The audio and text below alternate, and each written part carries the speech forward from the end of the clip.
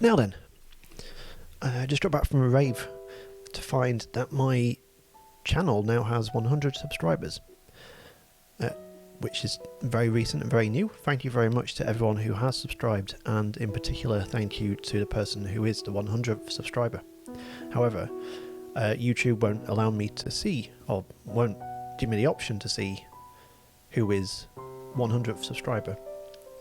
So what I'm going to have to do is kind of guess who you are.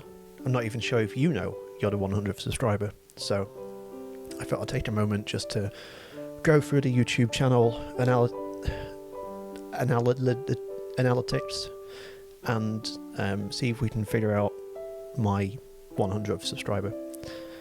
Following that, as a special thank you to that 100th subscriber, I've commissioned a short documentary about my life, just to introduce you to who I am, why I am, and yeah, just thank you so much from the bottom of my heart, honestly. Right, so as you can see on here, on my dashboard, we have 100 subscribers. Amazing, brilliant, thank you. Ignore the violation thing on the left there. It's not important, just something that happened. And if we go quickly to the analytics side of things, we can see people are watching my video.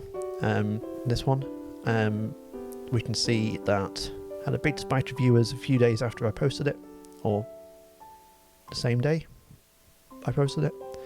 And people have been watching it ever since. Nothing in the last hour, no one's watched it in the last hour, but looking at the time of day, it is 6 PM on a Monday. So probably not getting much screen time at the moment. That's okay. What we can also do is go to the audience section and have a look down here that most of my viewers are not subscribed, which is understandable since I'm a relatively new YouTuber person. Also, my teeth are very white because I've got the UV light on for this bit. It's also quite warm, hence me being out of breath. We can see down here that the majority of my viewers are male.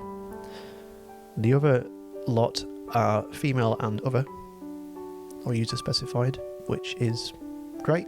Thank you all for watching. So we can kind of narrow this down to it's probably a man who is the 100th subscriber, or someone who identifies as male, or YouTube doesn't know. And then if we go to the age range, we can see that a good majority of my viewers are in the 25 to 34 year age range, which is, let's say, you know, approaching 30. So let's narrow it down to around 30. 29, you're 29. Now at the bottom here, we can see there's a big spike in the 65 plus demographic. I think that is probably YouTube's prime audience in general, so I'm not surprised by that. It's also probably my dad who watches my videos. Hi Dad. My dad's not the 100th subscriber, he's been subscribed a long time, I hope. Looking at top geographies now, geography was my favourite class in school, so this is relevant. I liked drawing in on the map different colours of countries and things like that. And the majority of my viewers are in the United States, closely followed by United Kingdom, which makes sense because I'm one of the people who watch my videos, so I probably watch them a lot, and that's why it's pumping it up. India, sure, hello, and also Canada and Philippines. Philippines wasn't on here earlier when I looked before doing this video, so that's nice to see them popping up. So we can deduce from this that our viewer, our 100th subscriber, is male, approaching 30, and lives in the United States. But we can do better than this, because we can see cities. Now, I don't have much information on this from YouTube at the moment, but we can see that the majority of my cities are London and Manchester. Manchester makes sense because I'm from Manchester, so the viewer is from Manchester. But because it's United States, I think they're from a Manchester in America. Is a city in New Hampshire. So my 100th viewer is approaching 30, male, from Manchester, New Hampshire. So to you, sir or madam or whoever, thank you so much for watching and subscribing. To anyone else who is watching the channel and wants to subscribe, please do, and let me know in the comments which number you think you are. And in the meantime, please enjoy this documentary video, which I'm very happy with and is perfect for this occasion.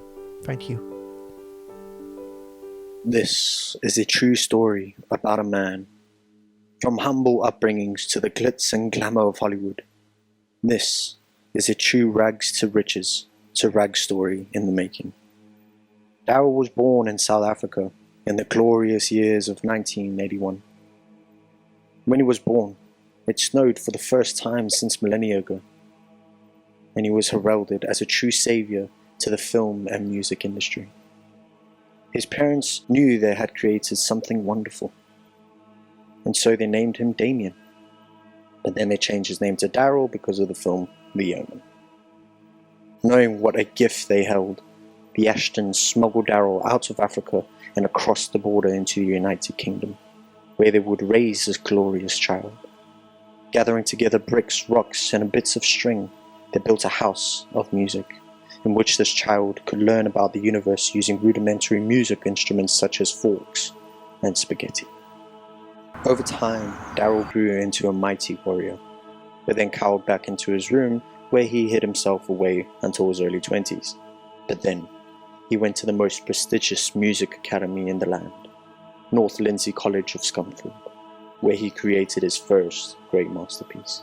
Unfortunately, time has eroded this tale, as we don't remember what this masterpiece was, and can't find anyone who has any idea about it. After a long series of failed marriages, and leaving behind a trail of broken homes, Daryl then moved to the capital city of London at the age of 24, where he completed a master's in audio production at the Grand Old University of Westminster in just 2 months. Surprising even his lecturers, who unfortunately were unavailable for comment. London is where Daryl crafted his difficult second album, a scrapbook of What's Yours, which released to the great aplomb in his high-rise tower block thing. The album changed the landscape of experimental post-rock drone music, with critics heralding it as a thing and music. One journalist wrote, "It challenges the listener to truly value the volume button." Following the success of this album release, Daryl was showered with riches and given lots of money and things and stuff. But then tragedy struck. A computer needed fixing. So Daryl shunned all of his merits, accomplishments and achievements. He donned the cap. He became an IT consultant. Decades passed, artificial intelligence became sentiment, dating apps were eradicated, mankind was lost in the dust. But out of the darkness rose a voice long since forgotten. The visionary returned. Or was it an illusion? No. Daryl had posted a video on YouTube where he ranked David Fincher films and played the piano on top of it, and saved the day. But before all of this happened, Daryl got bored one night and decided to make a film. It would start a new chapter in his life. He would bring new beauty to the world struggling through economic crisis, war, famine, and conservatives. Get me a ladder. This is what the world needed. And so Daryl released the scrapbook of What's Yours again, 20 years later, but this time in film format. And it had premiered on Hollywood Beverage, and it premiered on Hollywood Blived. And you'll never believe what happened. It snowed that day. This is a story of Daryl, a visionary in the making. He has found his true calling. He is on a journey. Welcome to Daryl. Yeah, so thank you for watching that documentary, and thank you to Rhys, who has provided the wonderful voiceover work on that at very short notice, a couple of hours ago, really. Yeah, good job everyone involved, and we'll see you on the next video.